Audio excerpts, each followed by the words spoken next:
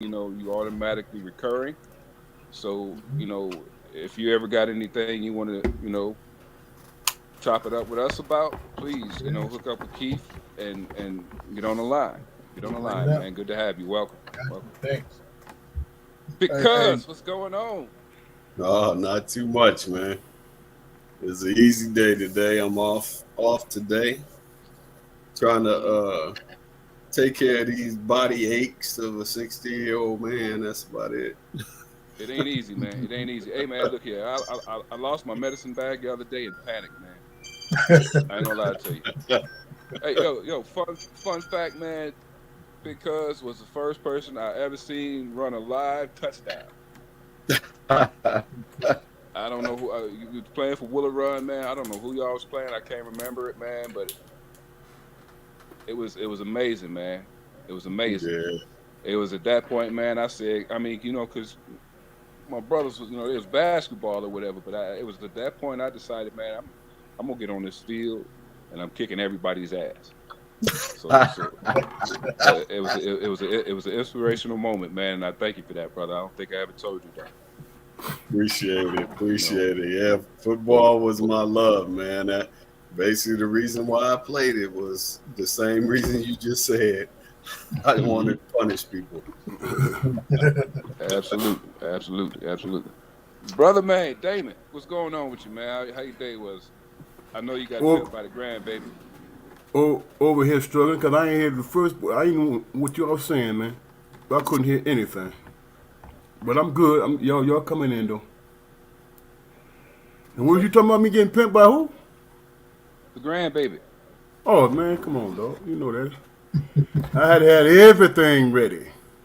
Yeah. If I didn't, it was gonna be a bad day for both of us. So, but no, You man. said she walking. With expectation, yeah. She walking. You know. She walking the house and looking in the refrigerator and snatch the remote out of his hand. Like, uh, give me all of this. Bring it over. You're definitely right about the remote. That's for sure. Yeah. But yeah, man, I had a good day, man. Did some house cleaning and stuff like that, man. And hmm got that out the way, so I feel good about that. Other than that, man, I'm just chilling, waiting to see to kick it with y'all. Definitely, definitely, man. Like we said before, man, this is our sports edition. And we've had several sports shows before. And as y'all know, I'm not a sports guy. So what's Me either, what's going on cuz. what's going on currently? Can y'all talk about it, Carson? What's going on in the sports world, bro? Not much. I haven't been paying attention to sports really, like basketball, Mm, because basketball is the only sport I really watch anymore. So mm, nothing been going on really. mm. Well, suffice it to say, y'all ain't baseball fans, because that's what's going on right now. Yeah, that's right. Yeah, I'm not a baseball fan. You know, Mhm. so summers is usually dry, huh?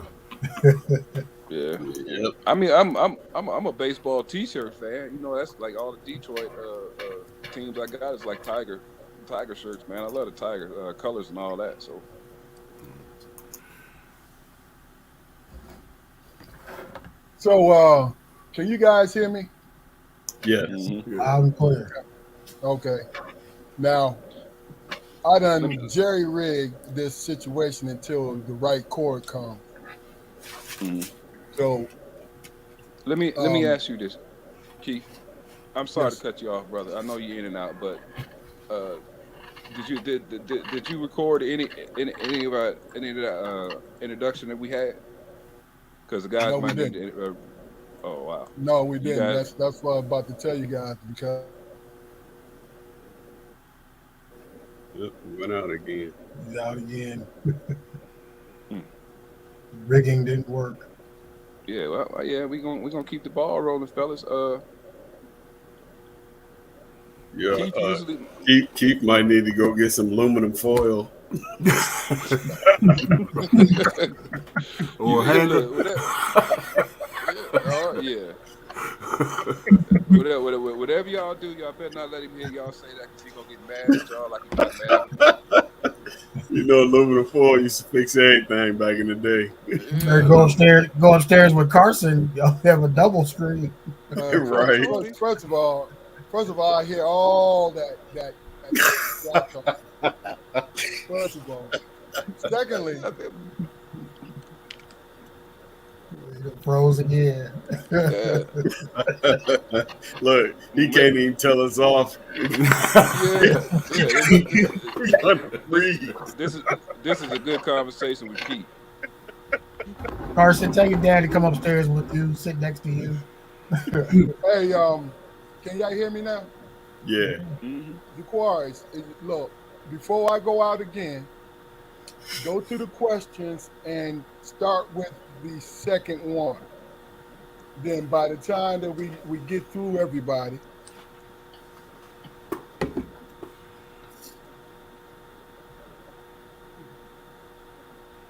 I'm sorry, y'all. I got to find the question now. The second one is, can you give us your feelings about old school basketball versus new school basketball? Yeah. That was the second Mike, question. Yeah. Like as far as perspective, man. Let me say this real quick. Old school basketball for me, man, was blue collar. It was definitely blue collar. I think it probably was for everybody except Karson. I mean, you know, it was when I was a fan of the Pistons. I still am a fan of the Pistons. I just don't know who's on the roster. But when I was actively watching, you know, guys like Bill Laimbeer. Bill Laimbeer he feared nobody.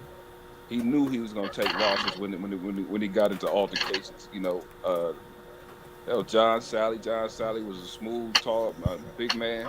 You know, but he was effective. Rick Mahorn was a goon. You know, and that's the area of basketball that, you know, I grew up with and I respected. You know, and not that I don't have respect for today's basketball, but I could have pictured myself, you know, in the games actually back then. Like nowadays, they run too much, man, and everybody got an above the rim game. You're right. You know, first of all, I can't even jump 3 pieces of paper high, man. So I wouldn't last. hey, Jaquar, you must have never seen me play, man. You say they run too much. I used to sprint. I used to sprint up and down the court deep. Look. Yeah. And I agree with you. Yeah, I agree with Keith. We had a running team. That's how we won a lot of our games, because we just outran our opponents. So, yeah. You know, we were small. We wasn't a big team. So you know, I was 325 pounds out there, so yeah. You know. So it was all bad and hard for me. I ain't gonna lie.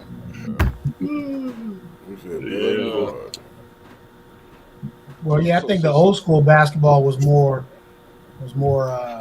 not full court, but half court offense and defense.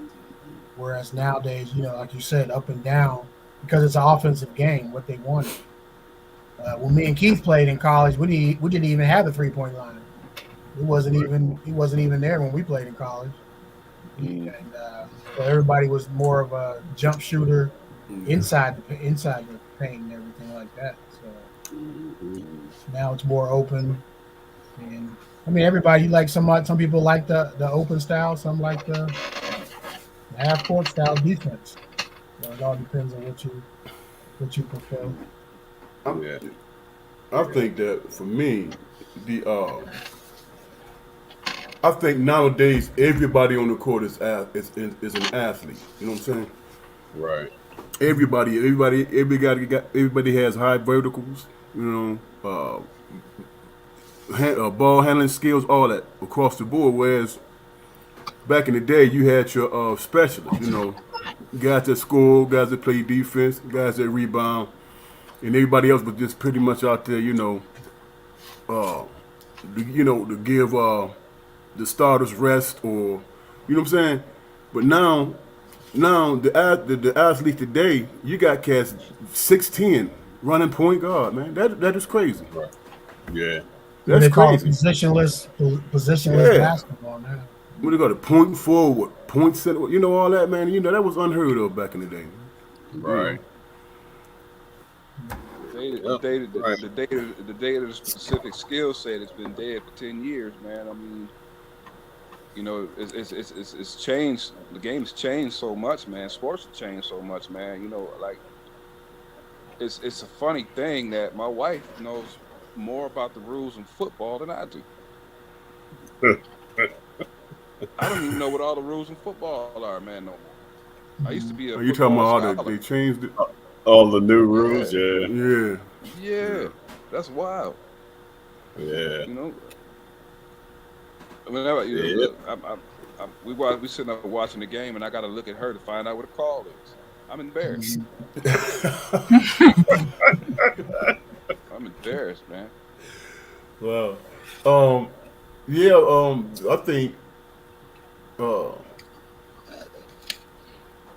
I think that they're more athletic. When we were athletic, but these guys, man, because you can't be physical. You can't touch them. No light fouls. You can't hand check. You can't. So it's all skill. You got to be able to stay in front of somebody. Whereas back in the day, you can push somebody towards the middle. Hand checking. Yeah, push them towards the edge so you can double team. No, man, you got to stay in front of them. That's why they're scoring 145 points a game. Yeah, is it really defense? Just up and down. Like you said, they took out the physicalness of it, because back then when I played, you was definitely getting the elbow to the gut or something. Oh man, that was Keith. Yeah. Right? See, his position is gone now. I mean, Keith would adjust it. He would have to start learn how to shoot threes and more of that. You would adjust it, right, Keith? I think mostly what it was about is, and this is my theory, man, to be honest with you, is it was a knee-jerk situation where the Europeans started drafting Europeans to come over here, right? And their big men were highly skilled, right? In which they could shoot a three, they could pass, they could dribble. I'm talking about the big bulky guys, not the slim guys, but the big bulky guys, right? Well, Dirk Nowitzki, that's what he shoots. Yeah, exactly. And then what ended up happening was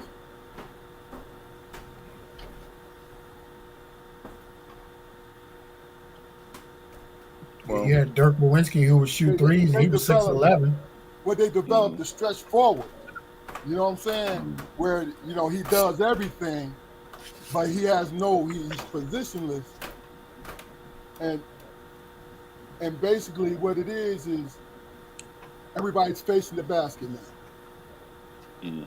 Now y'all know I could face the basket. I could do those things, right? But I was about being a bruiser, playing D because I wanted to win. That's what I wanted to do. So I did it. I was brainwashed. I was brainwashed.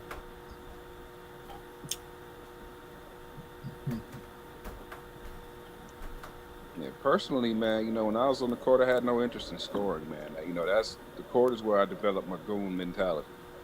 I was out there. I'm not a dirty player, man, but just aggressive. And I don't. My style would not have. It wouldn't last nowadays. Because I was. It does. Draymond, in the professional level, Draymond. Yeah. I mean, that's how he got his $100 million. Karson, what do you think? Yeah, what's your perspective, Karson? You probably watched old videos of Detroit Pistons and Jordan. Do you like that basketball, or you like what's going on now? I like new school better because it's like a way more different skill set than what it was like in the old school. Like old school, they'll just give two simple moves just to score. And nowadays you have to do multiple combos and moves just to get past someone or score over them. And I think it takes more skill in the new school than the old school, in my opinion. I mean, that's a good point, man. But see, you gotta take into consideration this. Somebody said it earlier. This is when I was blanking out. Somebody said it earlier where the game has been changed to entertain. So Right. these guys are sitting here. You know, they help the defense a lot by going into a zone. They let the NBA do the zone stuff. We're speaking mostly NBA, really. But the guy is sitting there, and people are watching him make a move. You see, now, Yeah. anybody Yep. comment? What do y'all think? Does it seem like they're watching people make moves? You know what's crazy to me is as I watch it, when I see all the going through your legs and stuff like that, and all the moves they be making, and I'd be like, I'd be tripping because I'm like, angles, man. You know what I'm saying? All you gotta do is just know the angles and cut them off. Right. You know, I used to love when cats be out there dribbling and doing all that stuff, and I'd just be sitting there like, as soon as you make a move, man, I'm just gonna cut you off. Right. You know, unless you pull up a J or whatever. But yeah, it's like they do be watching them. But it's also about getting the oohs and the ahs. Yeah, Like yeah. James Harden, he does all that. He's already been past the guy, but he still wants to mess with him because the crowd is going, ooh. You know, Yeah. that's what it is. People making more moves just to get the oohs and the ahs. Now, if you got a tight crossover, then you can get past somebody. If you got a tight crossover, that real tight one, when you get close up on them. But if you in front of me, man, and you think I'm finna reach for the ball so you can go by, that ain't happening, man. No. You know what I'm saying? That's old school, knowing the angles. Man, you got two places to go. You gonna stay out there or you gonna go to the rim. All I gotta do is to keep you from going to the rim, man. Right. All that other stuff you doing, I ain't trying to do that. Right. You know. Yeah. And plus, old school, man, like when they be putting up them jumpers, how many jumpers you gonna put up, man, if you done had your hand? I'm gonna give you 2 fouls. You know what I'm saying? I'm gonna give you 2 fouls off rip. You go over the jumper, I'm hitting them hands. You know what I'm saying? Hey man, your hand part of the ball, man. Your hand is part of the ball. Now, these cats, you bump them. They falling all out and flopping and all that. And I'm like, oh my God. To me, it's embarrassing, man. You know, because they make it, I guess it's like a skit. Am I Right. making sense? No, yeah. It's dramatic. They try to have they try to have all-star games during the regular season. They try to have all-star games for every game. And I Right. know, I mean, yeah, you're a professional ball player, man, and you want to look good and you want to be spectacular or whatever, man. But the ultimate goal is to win. Do we have? Is there still a concept of a role player nowadays? Not at all. I Not at don't all. think there is. I don't think there is. No. JB, you Got said. I mean, you said yourself. I mean, the center position doesn't even exist anymore. No. Right. And when they started to bring all those European players over, it has several effects on the league. I mean, they first and foremost, I believe, when they started to draft, what's his name, the guy from the east, he's from an Eastern Bloc country, and Sabonis. Tony Kukoc. Oh, When Tony Kukoc got drafted to the Detroit Pistons, they were trying to change the face of the Detroit Pistons. I believe that. You talking about the Bulls? No, the Bulls, man. Not the Yeah. Pistons. Yeah, I told you I'm not a sports guy.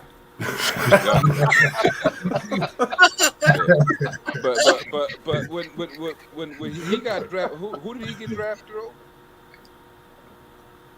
over? Kukos? Yeah.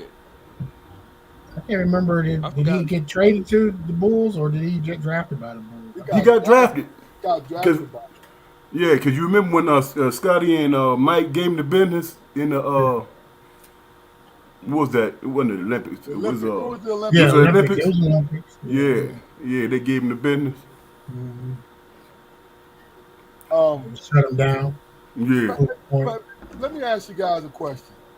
Aren't the European players they are fundamentally sound, man? They, even though they might shoot more threes, they could play with their back to the basket. They could do everything, man, what we used to do.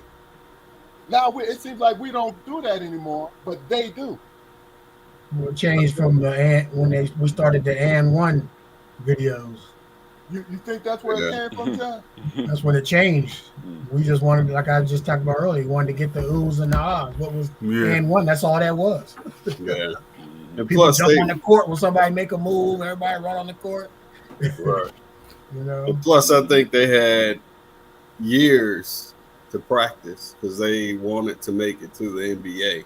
They didn't want to play overseas constantly, so they tightened their game up.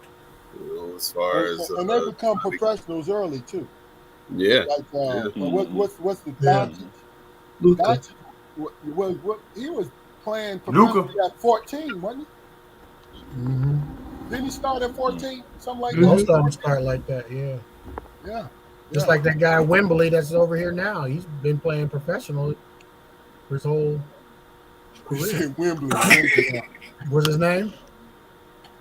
Is it the 7'4" guy? Bamba or something? Is that the new kid that just? He's been playing. He's been playing professionally since he was in high school. All right, but with my old heads on it, do he remind you of Ralph Sampson or not, man? Because he reminds me of Ralph Sampson. I ain't gonna lie. Yeah. I mean, this guy got more skills. Yeah. I know he got more skills, but my thing is, like, I like Draymond. I respect his game. I like his work ethic. I love that shit. He's homeboy, right? But if it wasn't for his motor and his leadership, what does Draymond have? Man? You know what I'm saying? He got heart and he goes hard, but skill-wise, you know what I'm saying?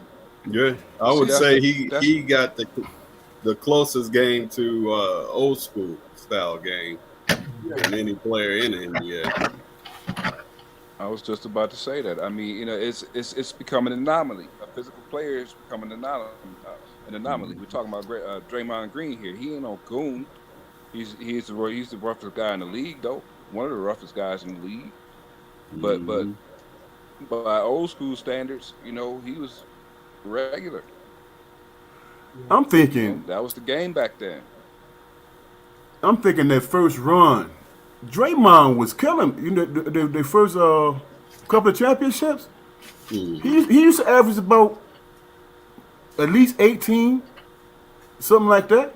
Yeah, he played better earlier. Yeah, but then he started, facilitating. The one that the Cleveland Cavaliers came back from 3-1. That man was averaging like 25, 26 points a game, 9 rebounds. And his dumb ass did. I'm sorry, I didn't mean to call him dumb. No, but you look, the whole year, now think about it. He was setting himself up for it, man. He hit Steven Adams that whole year. He hit Steven Adams in his nuts 3 times. Right? And then when you were in the championship series, you hit LeBron. Whatever you did, what did he do to LeBron? Did he kick him? He did something to LeBron. Yeah, he called him B word. No, not that. Not that. Did he hit him between his legs? It was something. And remember, he got suspended for that one game. No, he got a technical. He already had over the limit of technical. Yeah. Yeah, but he got the tech because he did something to LeBron, like he hit him. That put him over, and he got suspended for the one game because he was doing that kind of stuff. They was getting ready to sweep him. No, that was going to be 4-1. That's it was what 3. Yeah. It was going to be 4-1. my argument is that's old school basketball. You know, what did Rick Horn do during the playoffs? Hold on. What did Dennis Rodman do during the Quiet. playoffs? They harass people. Quiet. They hit Talking. people in the nuts. No, Man. first of all, you talking to basketball players here in them old days. If somebody hit y'all in the nuts, somebody tell me. What We would fighting, you man. do? Oh, We fighting. We Yeah, That's gonna be a fight right there, off rip. That's crossing the line. That for real, that's crossing the line. Yeah. Hey, look, and I'm gonna hold you down till I recover. Well, I don't.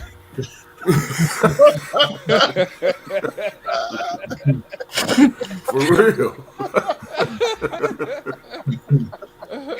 Oh yeah, and you know, just a little disclaimer, man. You know, I'm not keen on going out and hitting dudes in the nuts. It was just an example. Man, look here. Both teams be talking about, man, we got to get him off the court, man. He out here doing that kind of shit, but you got to go, bro. Okay, well let me ask Karson this, man. Then we'll move on to the next question, right? Karson, you hear us talking about how physical it was when we played, right? Could you imagine? And you know how I try to teach you. How I try to teach you to be more offensive, not offensive scoring wise, but offensive meaning initiating contact. Do you feel comfortable in playing that way, or would you rather stay on the outside, beat somebody off a dribble? You know what I mean? The way you guys play now. What do you feel comfortable with the physical play? And be honest now. I mean, it really depends how the dude is guarding me. Like, if he like stand in a certain way, I can either beat him by the dribble, or if he's just like right in front of me and like harassing me, I can just post him up. If he's like weaker than me or not stronger than me. You know, because I always emphasize, and guys, I'm making a point when I ask them this. I always emphasize when you're driving to the basket to put your shoulder in the middle of that man's chest, right? Not run him over, but put him in the middle of his chest as he's running. And JB, you were the two guys, so you know exactly what I'm talking about. Initiating the contact until you're ready to shoot. Yeah. You see what I'm saying? Now, I was showing you that today. Were you comfortable with that? It gave me more room to score. Gave me more opportunity to score. Like getting the man off me. Okay. Okay. I get it. Jeff. Sir. Your sons are athletes, right? Yeah. Tell me, did it change the way, because we talked about it the other night. You said, Keith, I play sports, I'm not a sports person. But watching your sons play, watching them play,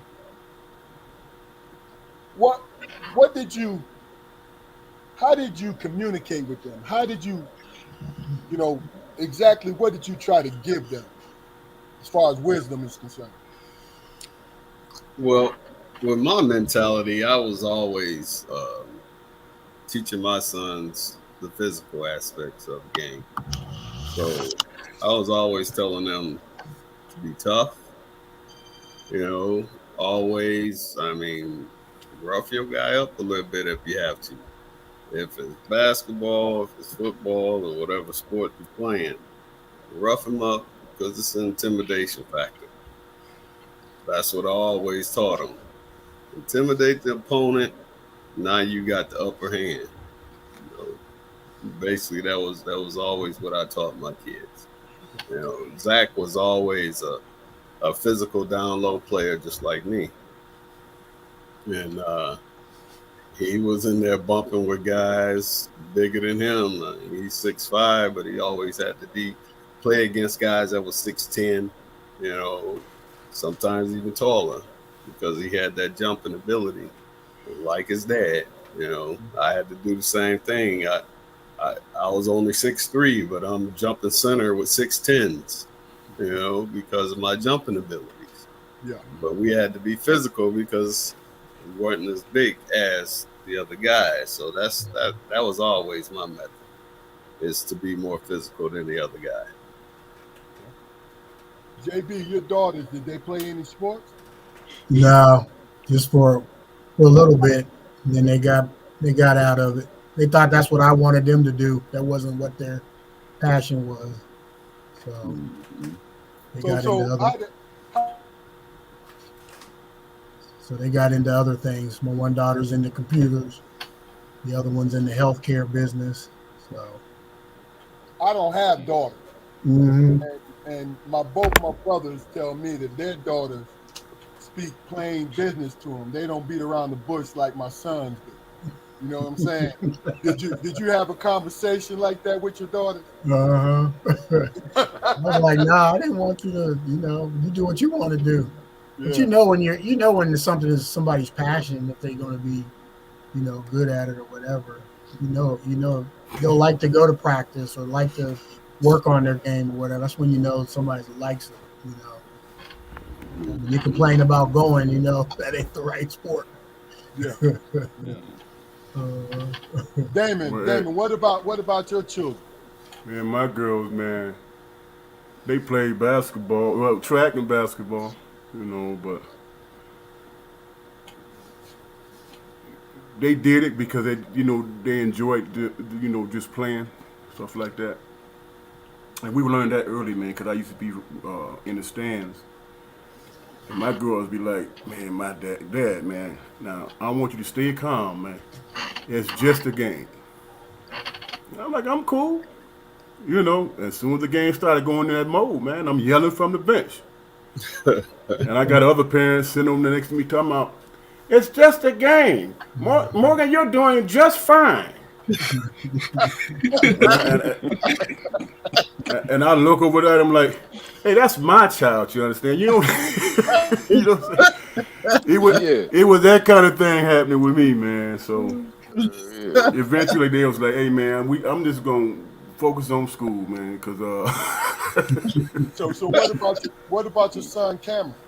Cameron, he did some track in college, throwing the shot put in the distance and stuff like that, but he got interested later, but he did his thing too. I didn't really push it.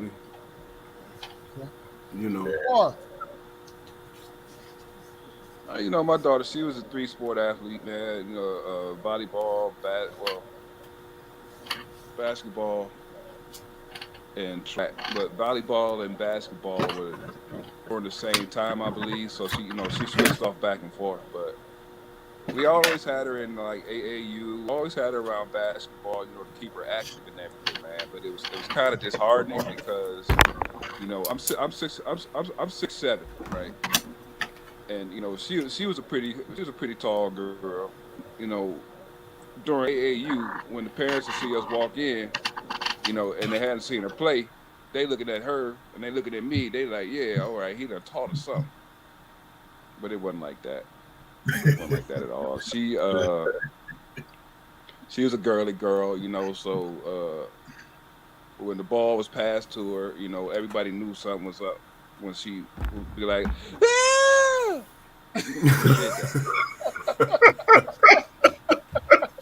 That happened. That happened. So I learned early. That she wasn't interested in sports like that. I really wanted to get her into like karate or boxing or something like that. But she was a girly girl. But she was there. She never missed a practice. She never complained about her playing time or anything like that. As far as athletic integrity, she did the best she could. Every time she stepped on whatever course she was stepping on, she wasn't as successful, but she was there. And I seen that trait, and that's what I tried to encourage. Karson, So, what do you think, as far as me and your mother? Do you think we were supportive of your basketball aspirations and dreams, or how do you feel? I mean, do you think, Dad, you're an asshole as a coach? I mean, what exactly? Which I am. Everybody know I am, but Yes. I'm an Yes. asshole Real. and a teacher at the. You froze on that point. At the core, yeah. Same time. Yeah. Yeah.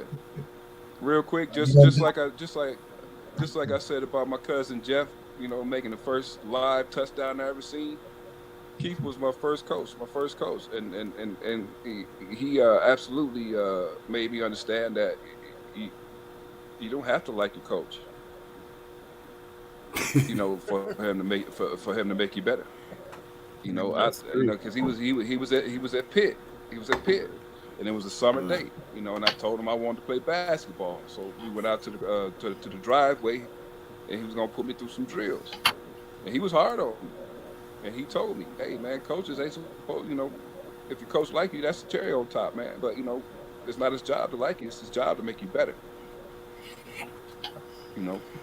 So after I bitched and moaned and whined and shit, and went back in the house or whatever, and I could see he was disappointed, but I realized, hell, we had only been out there for like 20 minutes, and I'm like, is this what sports is gonna be?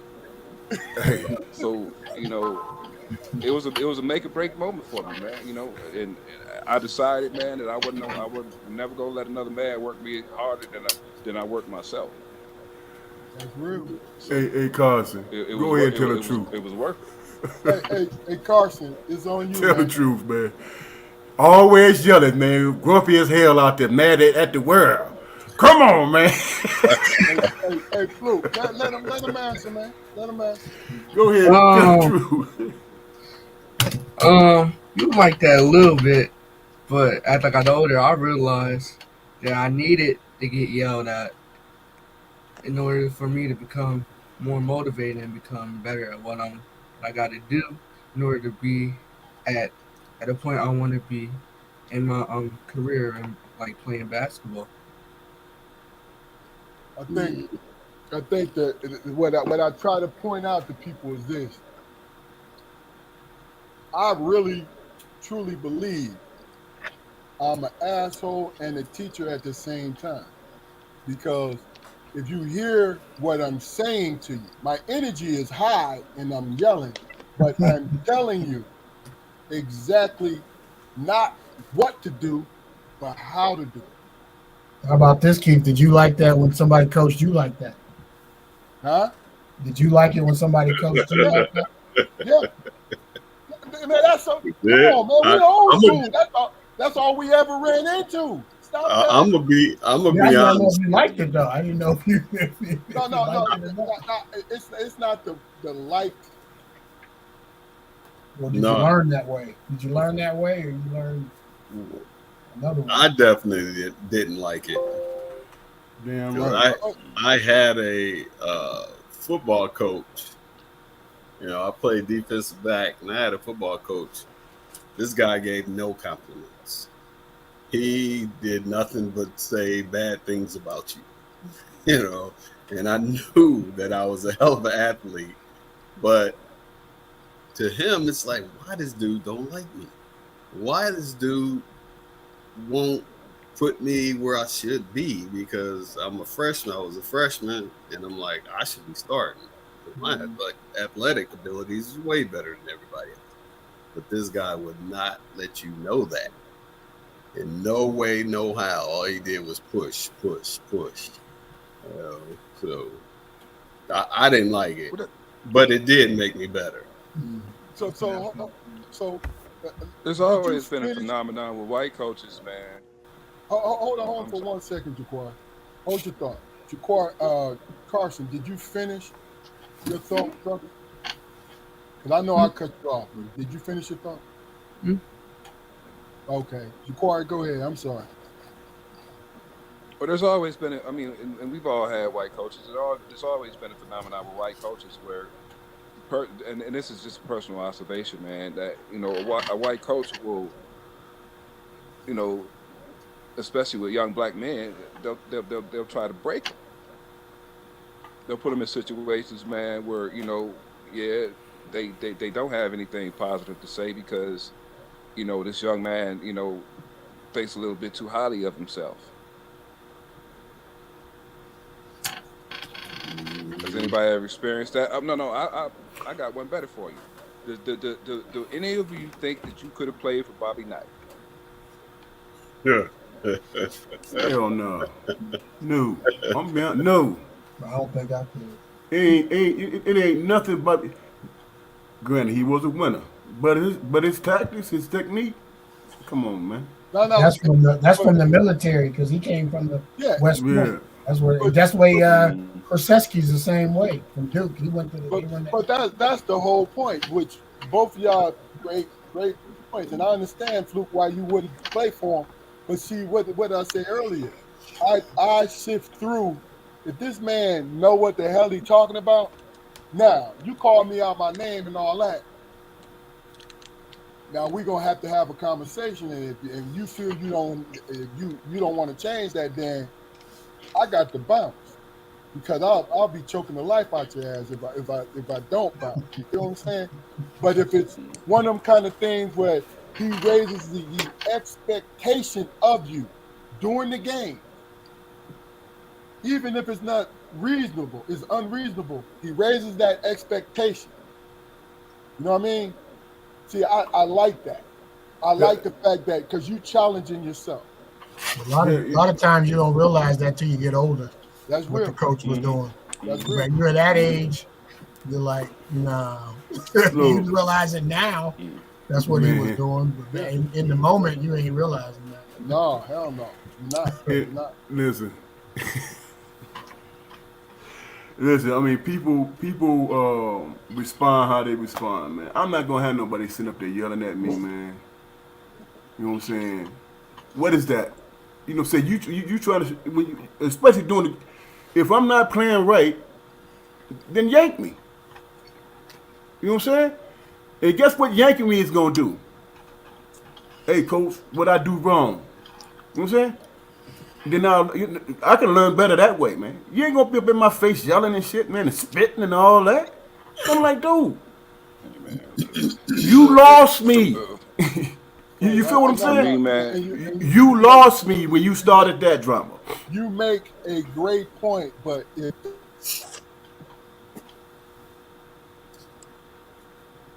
Yeah, for me, man, it wasn't a practice unless somebody was calling me a big dumb son of a bitch. And that motivated me, man. Oh, see, the thing is, the thing is, and I never gave the coaches any pushback. But what I did is I kicked their favorites' ass. Right. Kicked their ass. You're the same way as me, cuz. Yeah. Somebody got to pay for my mood here. Somebody got to take it out on somebody. Yeah. And there was no, for me, there was no such thing as a contactless practice. Okay. Right. And I always would like the demo teams and everything. I went both ways, but I like offensive demo, defensive demo teams. I'm there and I'm hitting the quarterback.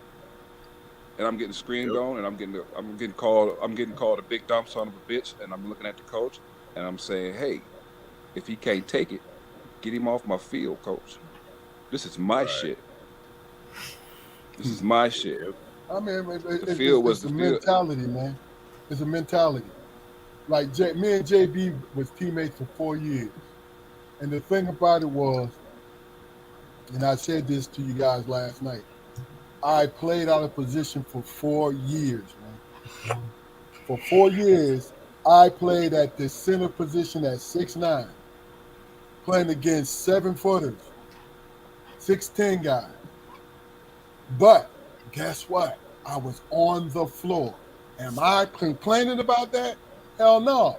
And my feelings were kind of way when you made a promise that I would not sat up there in front of my mother and father and told me that all I had to do was play the center for 1 year, then they're going to bring in big guys and you'll be a power forward. But you got to be reasonable. You're on that, okay, I like being on the floor. Yeah, I'm playing against Patrick Ewing. I'm playing against Bill Winnington. I'm playing against Otis Thorpe and all these. You know what I'm saying? Mm-hmm. But you wanted to be on the floor to play. If that's the way you got to play. It's what you got to play.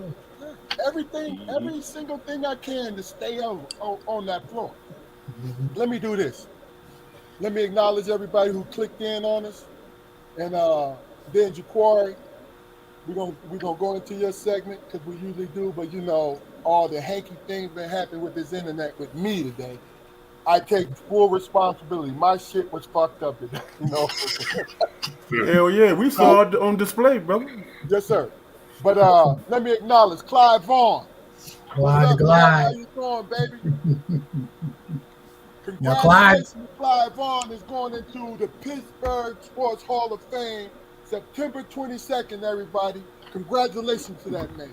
When I was saying earlier how we didn't have a 3-point line, Clyde shot, every shot he had was a 3-pointer. It was a 3-point. Like every Steph shot Curry. And it was a line drive. Wasn't it a line drive, JP? But he shot from the logo, as they say now, from the logo. All the Clyde shots were like that.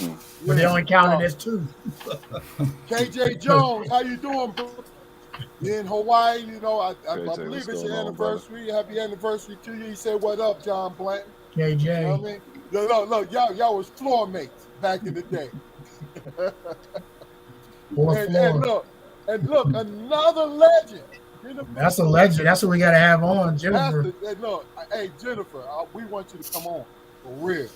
Jennifer, all-time leading scorer. Come on, the all-time leading scorer. Oh, she was the truth. She was the truth. And then had the nerve to look real good too. But it is what it is. Jaquari,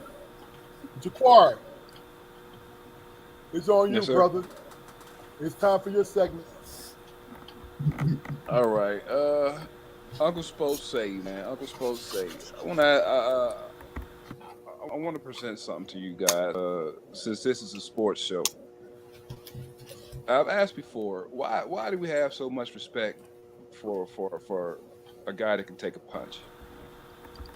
And what it boils down to for me is passion versus skill. You know, 2 very important things, man. 2 of the most important things, you know, in regards to athletics. You know, I think a third would be intelligence, but passion versus skill, man. I mean, you can't teach passion. You can't teach passion.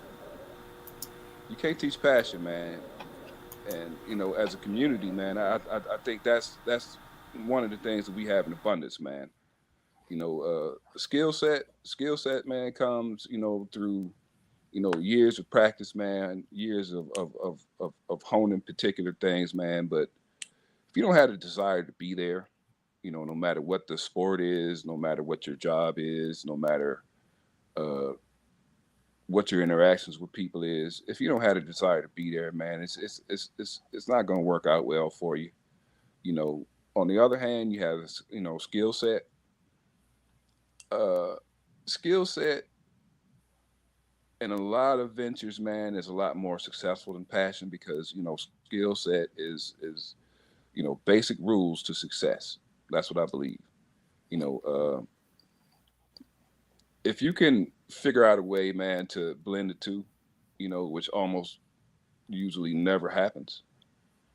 But if you can find that perfect blend, man, you know, and have it carry over not only on the field or on the court or anything like that, you know, but you know, in the office, at home, man, that worker mentality, man, that dogged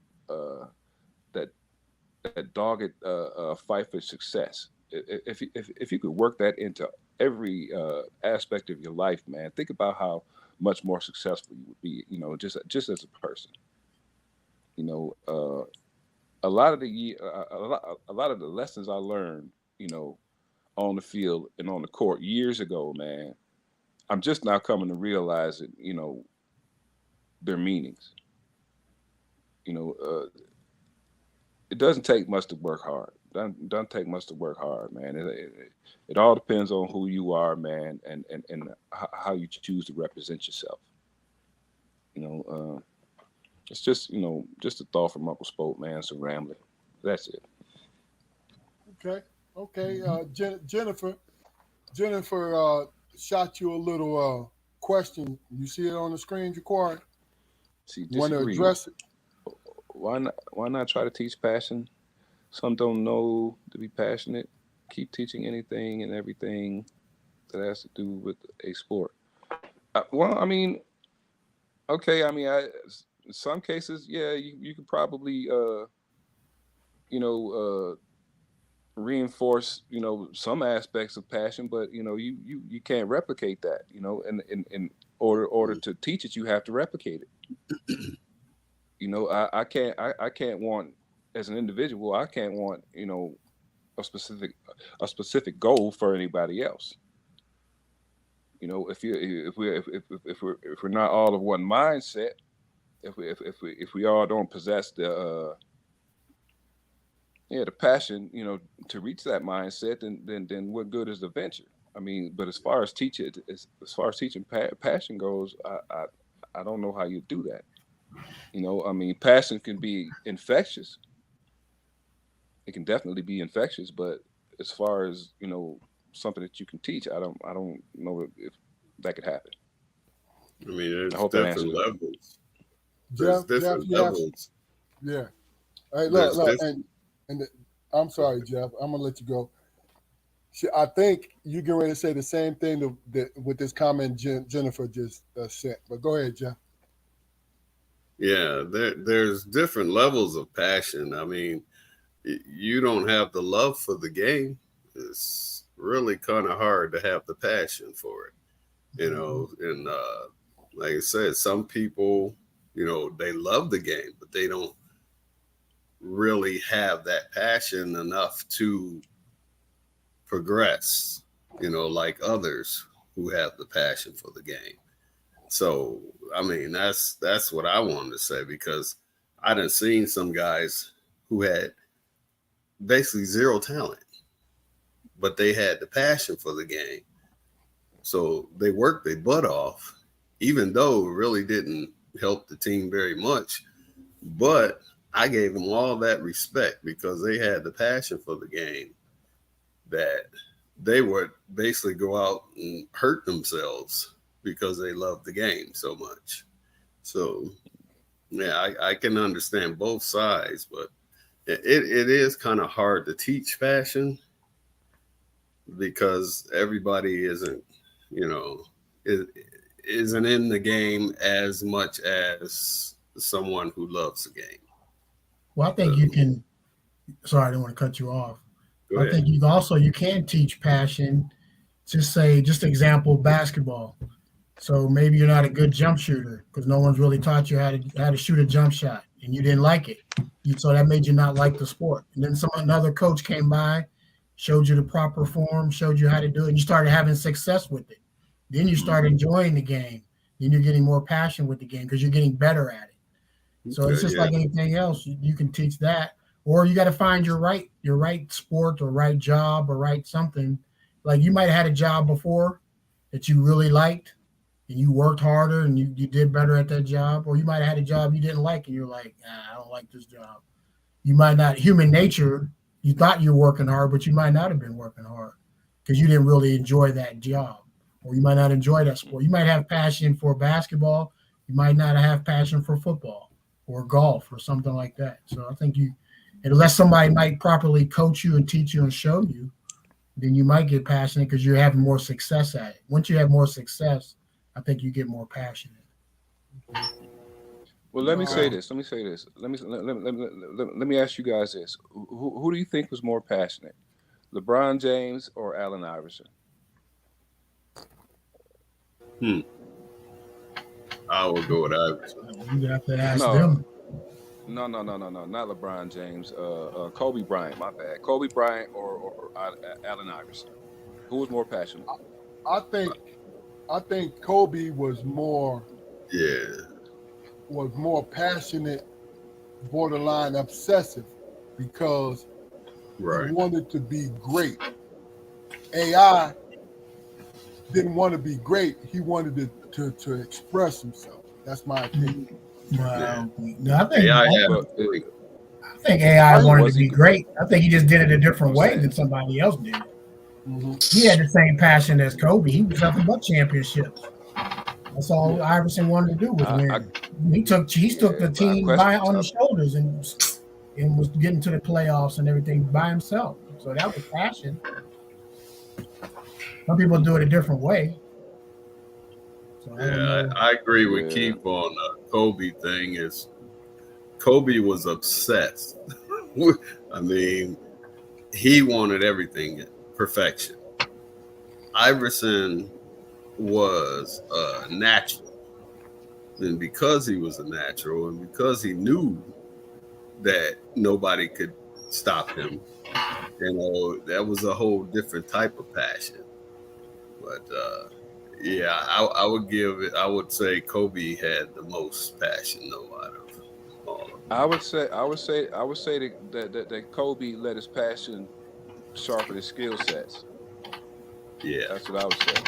Because I Man, mean, that, that, and the reason why I use them as examples is because Allen Iverson, he wouldn't even go to practice sometimes. right. He was a natural. I, Right.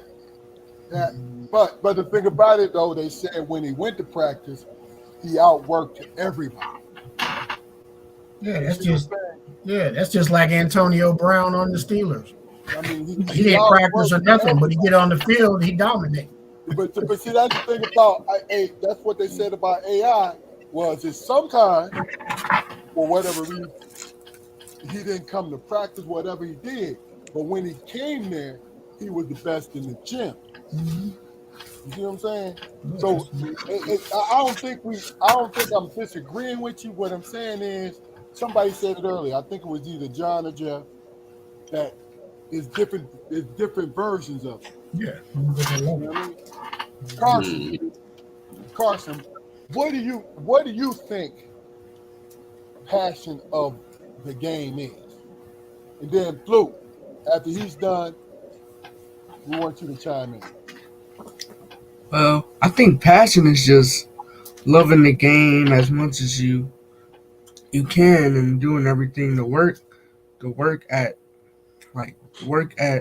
what you're trying to do like for the game. Like you have to try your best even though if you're tired, you're hurt, you're sick, you're anything, you just try your hardest to and like work harder than everybody else on the floor and and no excuses or anything. You have to work like 24/7 every hour, like every hour counts to what you're trying to do and towards your goal. Okay. Fluke. Hold on. See, you on mute, bro. Oh shit. All right, you good. Um, pretty much what Carson just said. When I think about cats that's passionate about the game, I think about Kobe. I think about LeBron James. I mean, this dude spent what millions of dollars to stay in shape. That's being passionate about the game. Man. Whereas Good point. a lot of cats, they go out there, they passionate about making a football team or a basketball team, but once they get in, you know, they just doing the job. But you can see the ones that's passionate about it because they stand out. You know, they stand out and they become franchise players. You know. Okay. Okay. So let me ask you guys this. So let me just say this because Jennifer,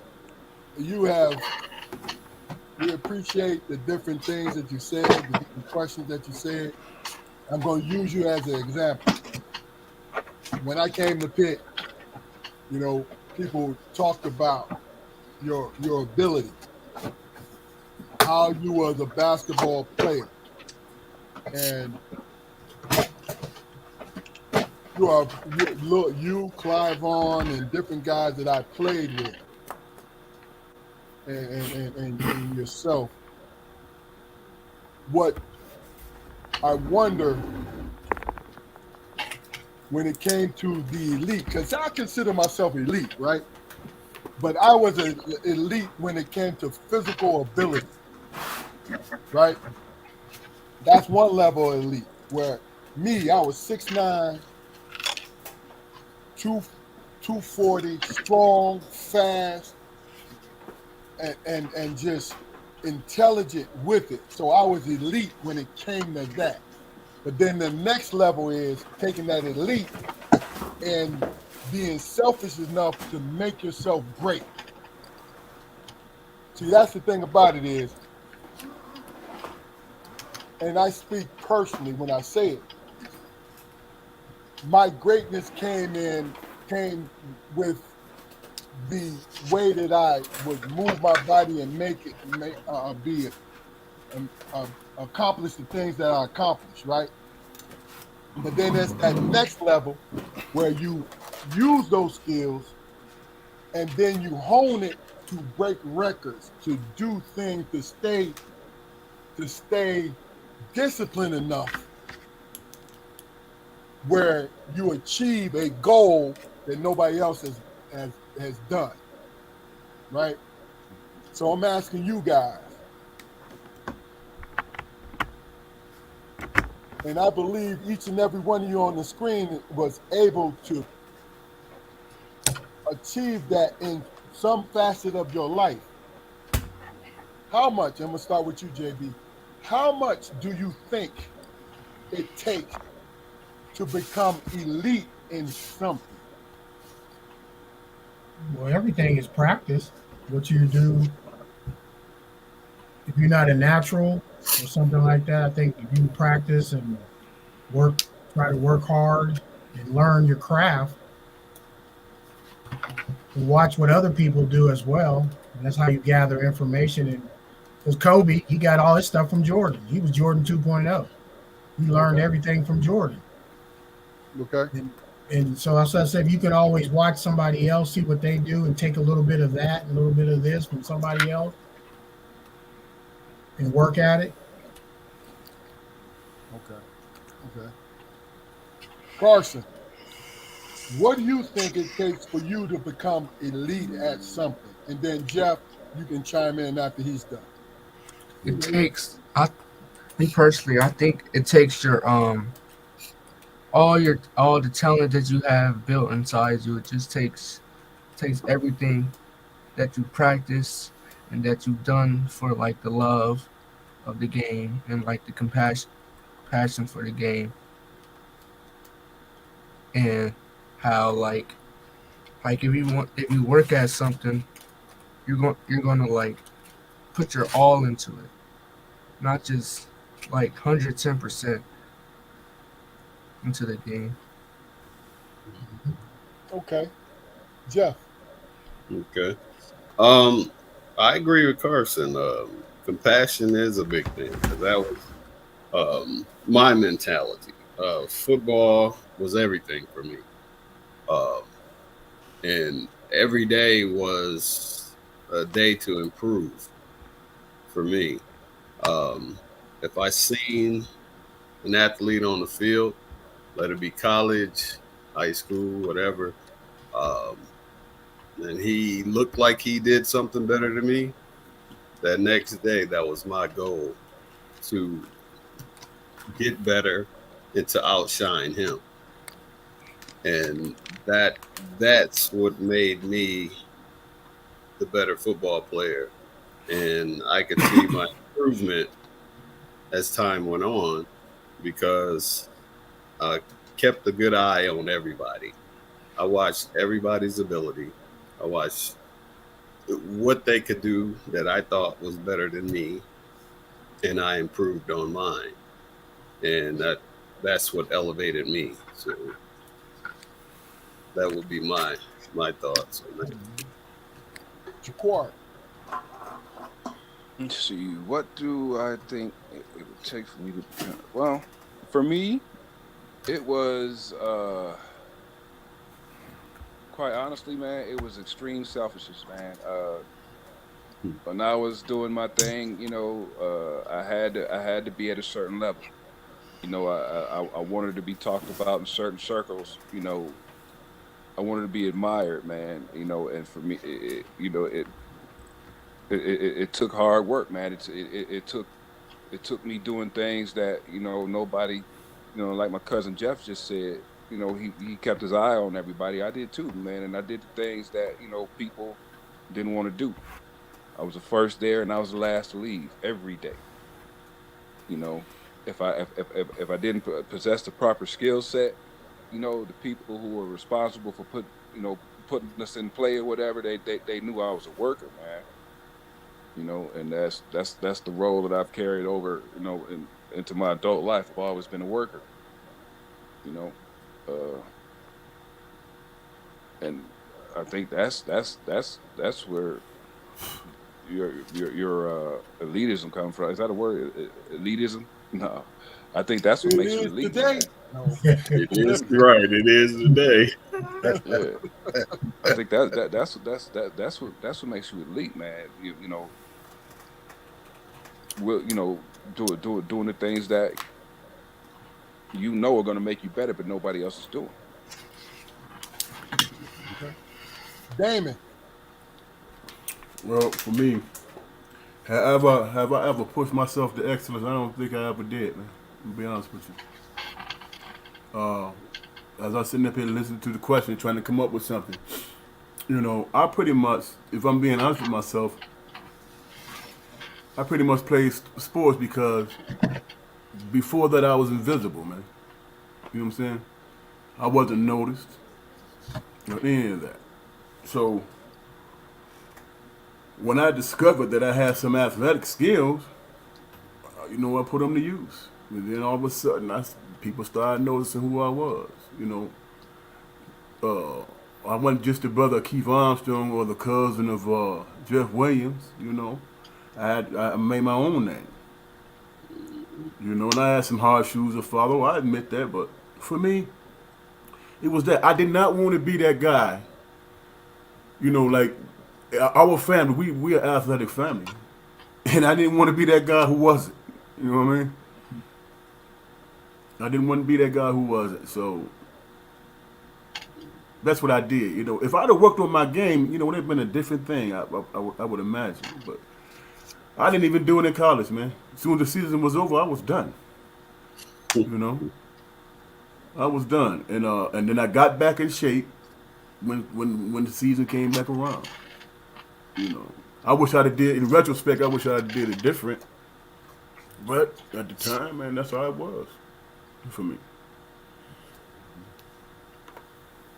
Well, this is one of the questions I usually answer at least one question during our Hey, episodes, and this is the one that I choose.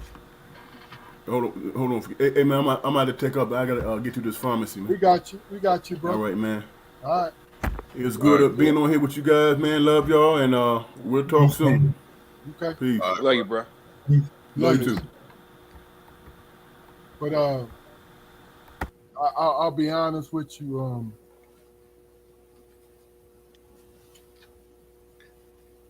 When it comes to and really, I'm thinking about the question that I asked, man. When it comes to exactly what it is, I understand that each and every one of us have their different versions of it. Me personally, I knew God blessed me with the physical ability to be a certain type of person. It's what it was, right? And we talked about it last night. I never wanted any problems. I never wanted to be, you know, always love peace, right?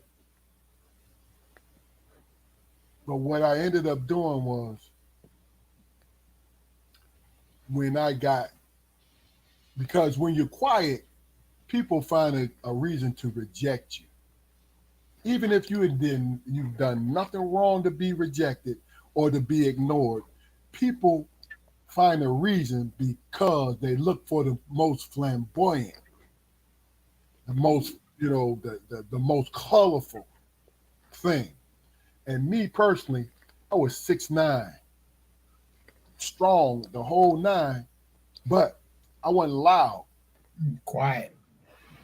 And the thing about it was, I was quiet because, Jay, to your point, because I knew exactly what kind of dude I was, period. When I got pressed, when it was time to get for action, I knew what I would do, right? So what I always wanted to do was to succeed, to win. So I always ran into people who always wanted to doubt me because they didn't know no better. It ain't because they didn't like me. It ain't because I felt like, the world was against me. No, they didn't know who I was because I wasn't trying to promote that. But when it came down to it, what I wanted to do was be the very best human being I could possibly be. That's it. Nothing more, nothing less. Because my life before I became elite in sports, it was a hard life, but I made it through. Just like everybody on the screen. We're making it through. We're succeeding when sometimes I feel like we're behind the 8 ball, right? But I made it through. When I was at Pitt, man, JB will tell you, I was going through some unnecessary stuff, right? But the only people I complained to was John, Daryl Shepard, and Demetrius Gore. That's it. We were your psychiatrists. That was my crew. They really was, because if not, I would have became a very violent human being. It's the truth. And what they did was we all sat around and what we're doing right now, we chopped it up. You know what I'm saying? We laughed. We you know what I mean? We found humor where there was no humor. And we kept going, and this is what got us through stuff. You know what I'm saying? And I'm saying that to say, just to answer my question, which, I'm way over here.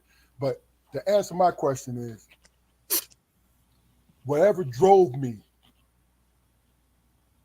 to excellence was wanting to see myself succeed. Mm-hmm. Wanting to see myself take full advantage of the blessing that I received. It's that simple. You know what I mean? And like I said, this is the one question I'm gonna answer, because, like I said, John, when I was in college, one of my closest friends, we talked constantly. Mm-hmm. This is what we did. We talked constantly. You just didn't like anybody, Keith. Be honest. That's why we called you Mr. Mean. Hey, look.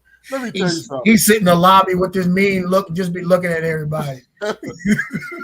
like with John, when it came to college, with John could make a friend in the middle of a freaking war zone. You know what I'm saying? And I paid attention to that. You know what I mean? So because when I came up there, I wasn't scarred, but what I was a real private human being. It was only a couple guys that I messed with. But as I ran into people like John, Demetrius, other people, as I ran into those kind of people, I started to pay attention to how they moved through it. They were personable people. and I started to let it go. Started to, you know what I mean? I started to like, okay, I'm gonna reach out to you. All right, you good. All right, let's just chop it up. You know what I mean? And I'm saying that to say, if I did not love who I was, because that's the very key to it all. If I didn't love who I was as a human being, who I was when I looked in that mirror, I probably would have gotten lost, because I wouldn't have been able to recognize people like John. I name the same 3 people every time. You want to know why? Because they got me through that dumb shit. And Pitt, University of Pittsburgh basketball, dumb shit. You know what I'm saying? Because we talked about it last night. I got in my freshman year. I got in 3 fights with teammates. Right? Junior year, I broke a assistant coach's nose, who I was good friends with. Broke his nose. I got in fights, right? But the people that I met taught me how to be a better human being, because I took the time to pay attention to it, period. All right, well, that's my answer. But look, next question, and then we on our way. Let me tell you something, Jeff, John, Jaquari, Carson, and Damon, they did a great job, especially with my internet boo-boos and shit. You know what I'm saying? But the next question I'm gonna ask you guys is this, and I want to form it in a way that you will understand what I mean. It's from the professional ranks. When you have a favorite player, right? Carson and I talked about this earlier. When you have a favorite player, doesn't matter how much he's getting paid and how you feel about him if he doesn't succeed in a playoff or a big game. You guys understand what I mean? Mm-hmm. Let me answer it real quick, and then we can go from there. Many times I've sat around, we in barbershops, bars, we talk about sports stuff, right? Especially professional athletes. And if a guy who just really don't have the best team, right, or just is just not good enough, and they fall short, and we say, and they pay him $40 million a year. Why are we paying him $40 million a year? You ain't paying him shit. But why are we paying him $40 million? That's my example. Does that come into play when you think about your favorite players? Oh yeah. We'll go to you, Carson, because you're the youngin' in here. What do you think? Can you explain the question again, please? Basically, your boy. No. I was gonna say LeBron James, but he can't do no wrong when it comes to you. Say let's pick Kevin Durant, right? You see that when he was with Phoenix, he didn't play that well. But Kevin Durant is making $35 million. I'm just throwing the number out. He's making $35 million a year, right? Did he look like he deserved that $35 million a year in the playoffs?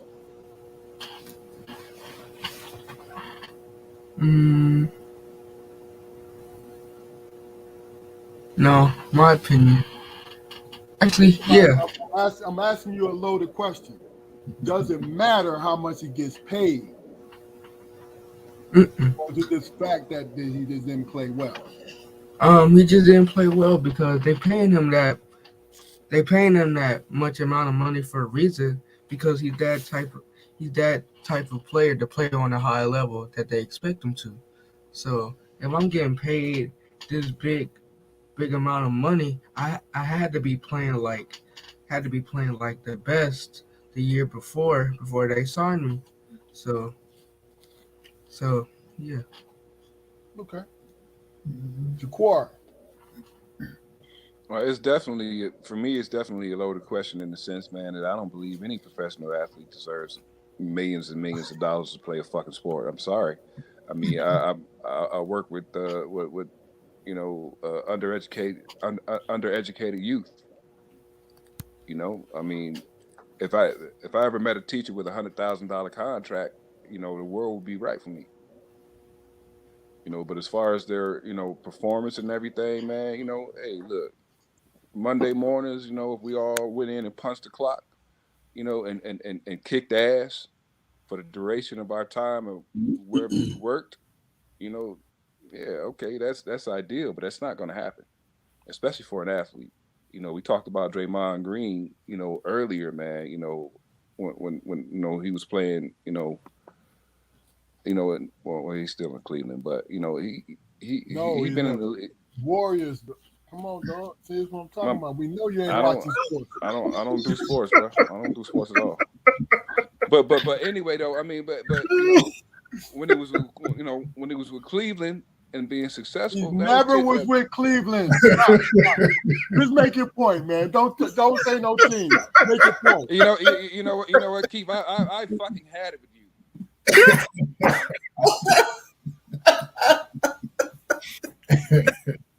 No, but okay. I mean, yeah, with the Warriors. My bad. I mean, he how long he been in the league, man? He's older, so he's had to, he's had to adjust his game, man. I mean, I like to think my expectations of professional athletes are realistic, man. You're not go, if you came into the league with a doggone 40-inch vertical, I'll give you 5 years. You're not still gonna have a 40-inch vertical.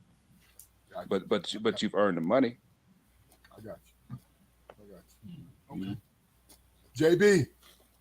Yeah, I think as a fan, if you're a fan, you always say that. That's just human nature. Yeah, he should be scoring more points. He's making what, $100 million? He's only getting 10 points a game. That's just as a fan, you always do that. As former players, you kind of know what goes into that. Everybody can't score all the time, but that's how we judge great players. That's the whole Michael Jordan, LeBron thing. Jordan is better because he had won more championships, so people think he's better than LeBron, or vice versa. I mean, look at James Harden. I think they said he just made $300-something million. What has he done? What has James Harden done? Seriously. You got the best beard in sports. Yeah, he made over $300-something million, and I think he has a $200 million Adidas contract. He does. Yeah. What happened in the playoffs? What did everybody do?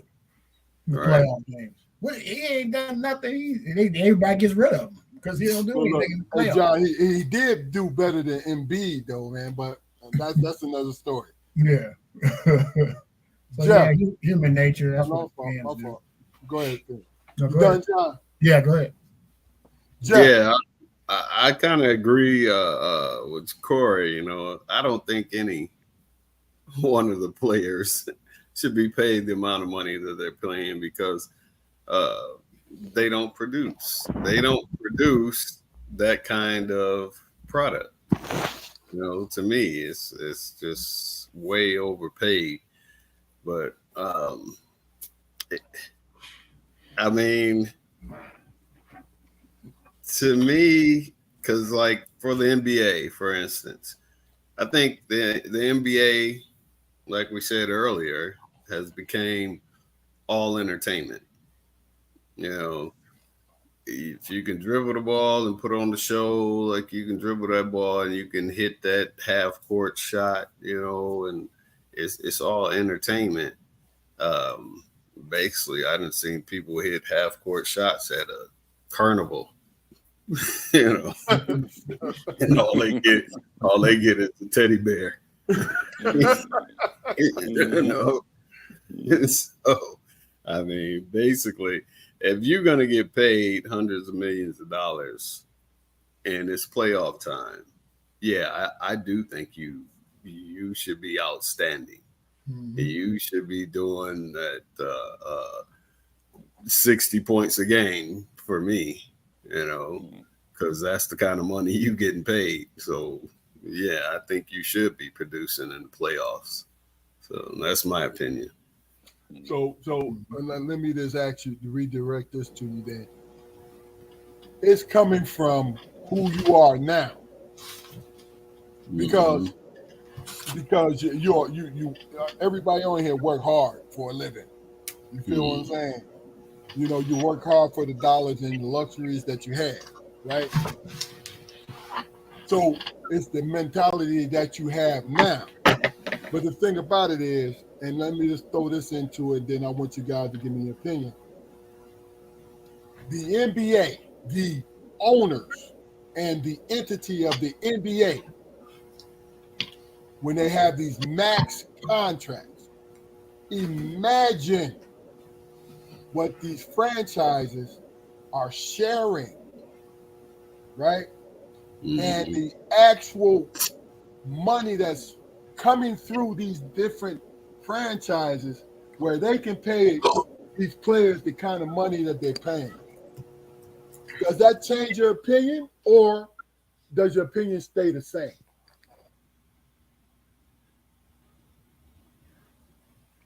Doesn't really change my opinion. I mean, the money is. I mean, well, if you look at it in those terms, Keith, think about how much money is being spent on other employees besides the athletes. I mean, if you work, all right, if you work in the arena, those arena workers, they make a great living. Actually, I'm not talking about the peanut vendors and stuff like that. I'm talking about the personnel that actually work in the arenas. They're making $50,000 to $60,000 a year. You mean the front office? That's a comfortable living. No, the front office makes more than that. My God, that's real. That's real. Oh yeah, they make more than that. Yeah, but my point. This is my point. I do not. And then I'm gonna let you guys just chime in a little bit. No, go ahead. Jaquari, you had your point. JB, what do you think? Did it change at all? Due to the owners making all that money? Yeah. Yeah, but the owners they're giving it out. They want you to produce. That's true. They're not just giving it out just to be giving it out. But my thing is, are you taking on the responsibility because you know the owner is, I understand that's your favorite team or that's your favorite player. I don't care what the owner is actually paying the player. I just want the player to produce. To perform, yeah. Yeah, I just want them to. I don't care about, I'm not in his pockets, basically. Yeah. You know what I mean? Most of the teams, you don't even know who the owner is. So we don't care about the owner. We want your favorite player to produce on the playoff. I think that's fair, but as far as bringing in the salary, I think that is an owner's ploy to throw everybody into, like, we out here living our lives, right? Now all of a sudden, why do I need to know what my favorite player is making for a living? Why do I need to know that? I don't care. I shouldn't care. Let me put it like that. But you getting me involved because you putting it out there that his contract is up. All I want him to do is perform when he gets out on that court. You know what I mean? I don't care about nothing else or that field. I don't care how much you're getting paid. It don't matter, because when he cashing his check, that don't mean that his tendons or his joints are going to be stronger. You know what I'm saying? Don't matter. It don't matter. It's like, yo, I want you to ball out because I think you a dog. I don't want you to ball out because you just got paid $100 million. Because guess what? If a player gets out there and he's playing because he wants his family to be comfortable, when he signs that max contract, what do you think is going to happen with that player mentally? What's going to happen once he signed that dotted line? Is he going to let up? Because he reached his goal. Yeah, we don't know. We've seen it go both ways. Yeah. Yeah, you never know what somebody's gonna do once they sign that check. Yeah. All right. Go ahead. Like for example, like Ben Simmons, as soon as he got paid by Brooklyn, as soon as he was like sent out with the Sixers, and then he got traded to Brooklyn, he just like sat out for like 2 years, even though he was like healthy enough. Brooklyn ain't nothing but a dope front anyway, man. Russian dope front. Yeah. Hey, but look, Karson, just to answer your question, because me and you talked about this earlier. Ben Simmons was going through some mental, emotional, whether he feels privileged or not, and people are just piling on him, and he don't have I think he don't have the mental fortitude to take it. It don't have nothing to do with him getting paid that amount of money. Now he's relaxing. No, he had problems from the beginning. You know what I mean? But look, let me ask this last question, and then we're gonna take it to the end of this episode, guys. And my question is this.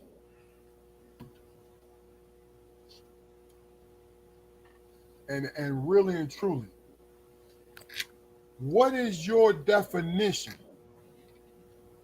of sports, be it amateur or professional? What is your definition of sports? Now, what is the importance of sports in your opinion, to our community? What do you think the importance of sports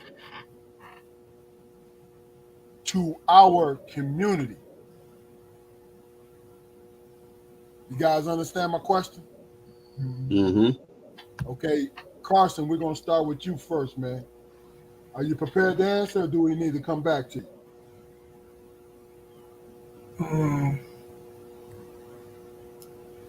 I need a little time. Huh? I need a little time. All right, Jaquar. I mean, the importance of sports to our community, man, you know, is you know, the landscape has changed in such a way, man, that you know, hell, college sports, man. I believe they've damn, if I can get it out, I believe they've lost their luster, man. I mean, I don't have contact with, you know, a lot of young men nowadays, man, who aspire to, you know, even go to college, man, let alone play sports. You know, but that's just from my perspective. I mean, you know, for decades, man. I mean, sports was our ticket. It was our ticket out of, you know, whatever low income humdrum situation that we happen to be in. You know, but nowadays, I don't see that happening much, man. You know, I mean, hell, small colleges, man. You know, especially with you know, like transfer portals and all these extra doodads and gadgets they didn't, you know, added on to the NCAA or whatever, man. It's just put a different look on that, look on everything. You know, back when we was in school, man, you know, all you had to do was play hard, you know, and a coach would look at you and say, well, hell, he got the heart. I can develop the skill set.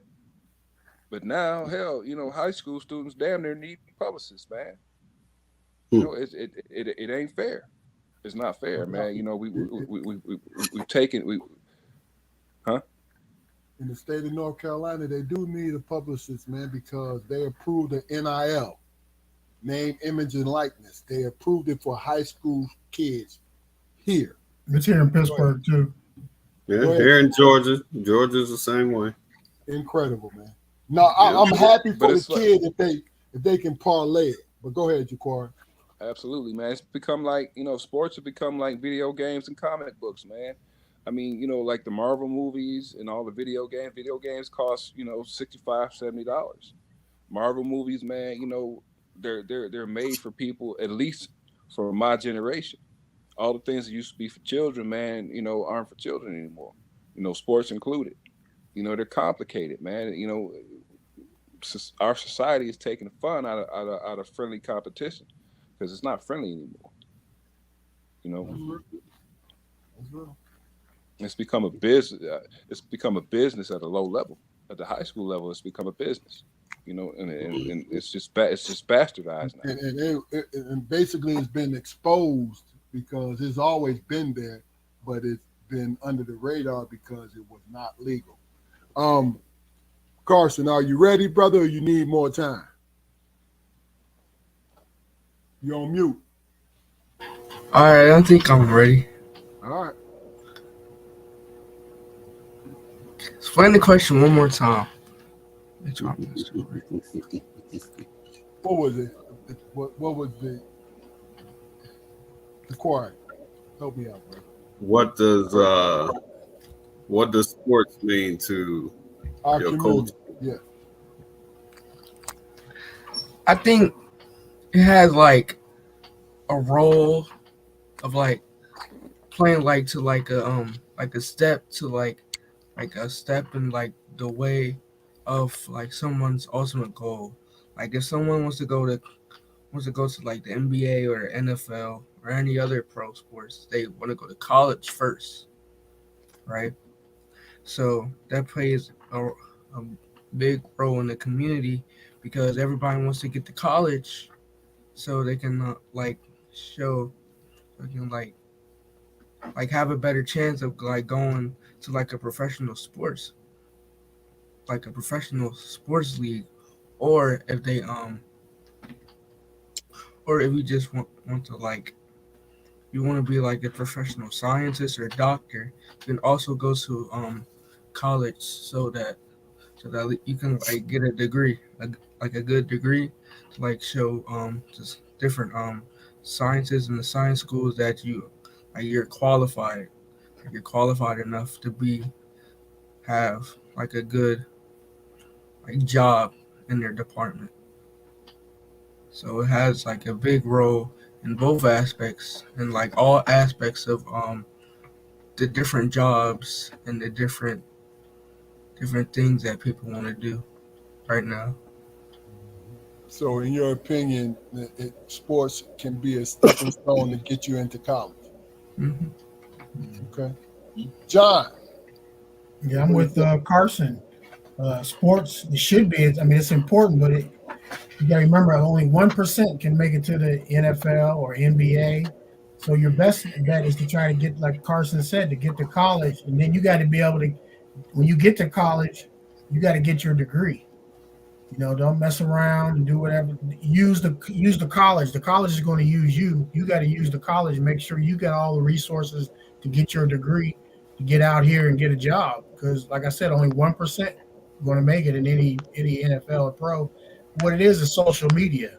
They're showing, everybody flashes what they got and the diamonds and the Louis Vuittons, and it makes kids want to be able to get that, and instead of getting a degree and knowing what the afterlife, what is going to be after life, after college. When we graduated from college, Keith, what did we have to do? Get a job. Good job. We graduated, but how many people we know didn't graduate? Yep.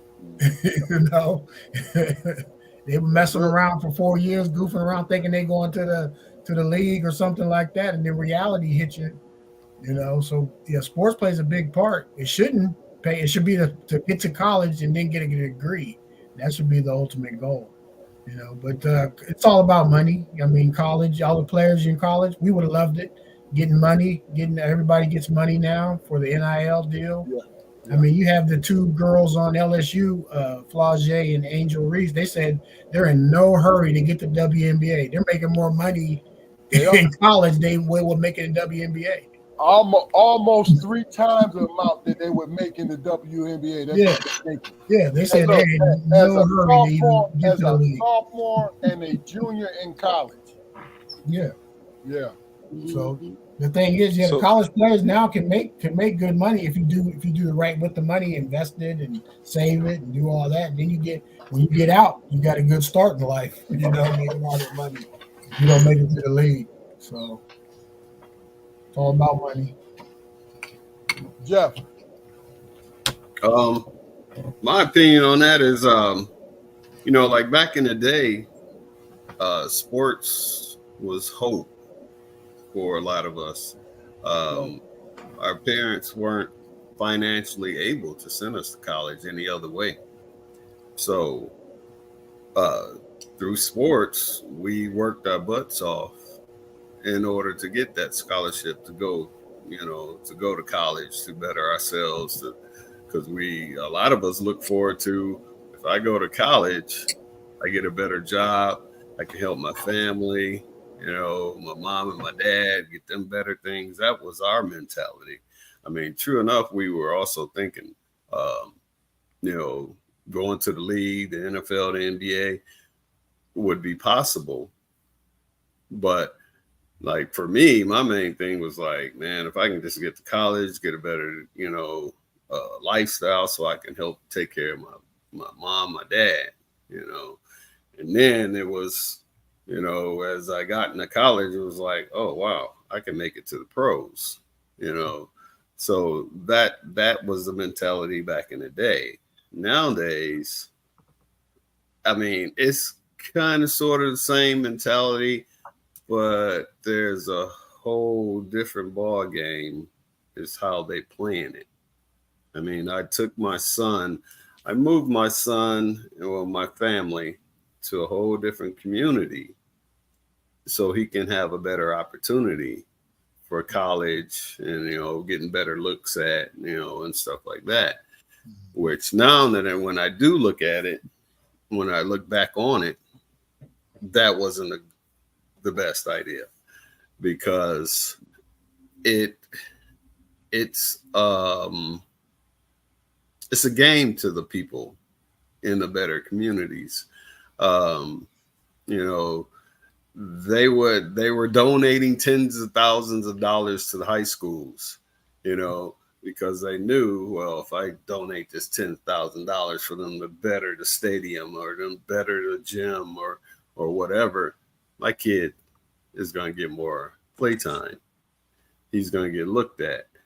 And they actually were using that, because I wasn't able to donate those thousands of dollars to that school. And I'm looking at my son, who was a better player than some of the kids in his position, but he wasn't getting the time because so-and-so's parent donated large amounts of money, and also, like you said, as far as the NIL, with your parents donating that money, you get that name, you get looked at more, so now the colleges are saying, oh wow, this kid is this. For instance, we had this one kid, he was a tight end, came in as a ninth grader. They had him ranked, I think he was like number 2 in the nation as a tight end. That's because when he was in junior high, he showed up. When he got to high school and the competition was a little steeper, the boy couldn't hold a tennis ball, let alone a football. And it was all because, okay, his name was out there. His dad played pro football, and his name just was out there. But when the kid got in and seeing the talent that was much more higher than he expected, and they were popping him before he can even get his hands on the ball, the reality hit real quick, So, it's a whole different world out there now. It's not fair, for our community. For our community, our kids have to be not only the fastest, the most talented, they have to be more than what the other communities or cultures, I'm just going to say it, white folks, they have to be way more talented in order to get those rankings. And, but it's a whole different ball game now. I kind of feel sorry for the young kids, Karson, but I'm going to tell you, brother, play your butt off when you get the opportunity. No, I mean, like Ja'Cory said earlier, quite a few times, sometimes you have to be selfish. Sometimes you have to think about you. And if you want to make it, think about you. Work hard. The team may come second, but you come first. All right. That's my opinion. Listen to your dad. Yeah. That makes it makes perfect sense, because see, the thing that I've always, the quote that always comes to me, and it's an old school quote. They say you got to be twice as good to get half as much. Exactly. And it is getting a little worse now, because it's about name recognition. How many times your name pops up on social media? You know what I mean? And what I think, to be honest with you, is laziness on the recruiter's part. Because what they ended up doing, and this started with my oldest son, and he graduated in 2010, where they only relied on the recruiting. The coaches only relied, and I had good friends that were recruiting, assistant coaches at different colleges, right? Me and JB, and they only relied on the word of the travel coach, the AAU coach. But these guys had their own. I'm talking about basketball now. Mm-hmm. These guys had their own agenda. See, that's the thing about it is sometimes, and what I was able to do is understand, because I could pick up a phone and call one of my ex-coaches, like, hey, can you give me some advice on this? You know what I mean? And I did that a couple times. Like, can you give me some advice? And basically what they did was they gave me a certain amount of advice to steer my oldest son wherever, whatever, right? But what it did in the long run, it helped me to understand that there are many roads to where you want to go to. There's not just one road. There are many roads. Whether it's a short stop at junior college or community college, and then to go forward, or if you walk on somewhere and go forward, or if you go to a smaller school, do well there, and then transfer out. Many roads. And it's about you being patient and not falling into what the world says you should fall into. I mean, that's just how I feel.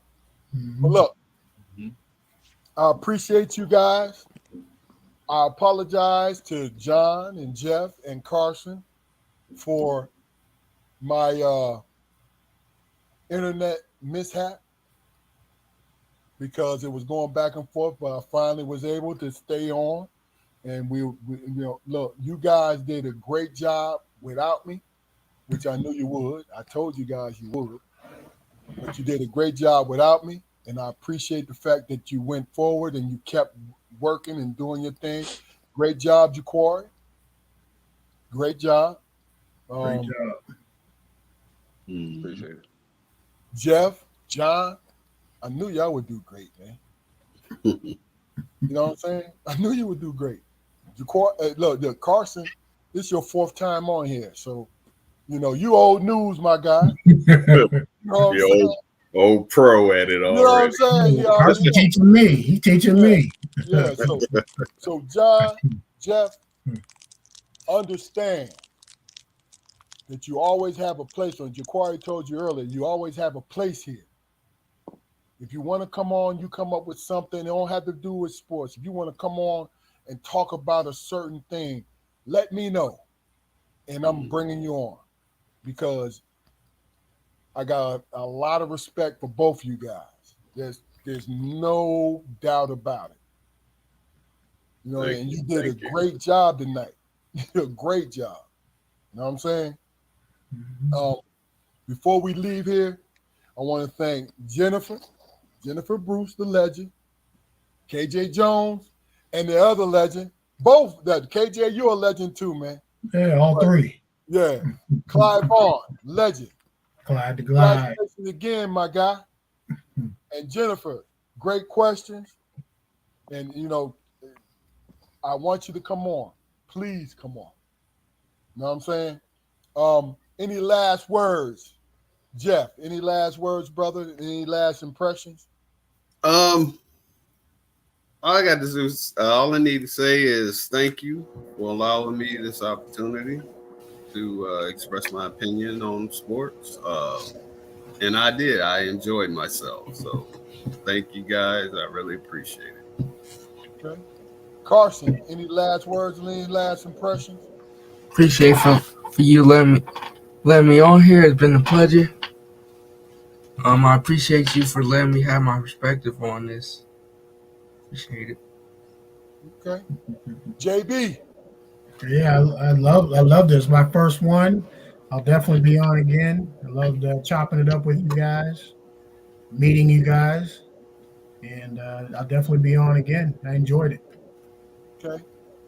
Hey, remember to stay on afterwards, man, for about 2-3 minutes, man. Right after we come off live. Jaquari, any last words, my guy? Gentlemen, I thank you for your time, and I value it, and I look forward to seeing you again. Like, share, and subscribe. Jaquari, great job, man. Great job. But I knew you would do a great job. Like Jaquari said, go to our YouTube channel. Go to it and subscribe for us, man, because look, we are the best kept secret. We're about conversations. We're about everything.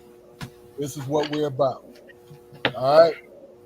This is Strong Perspective Podcast. Thank you for tuning in. We'll be back next week.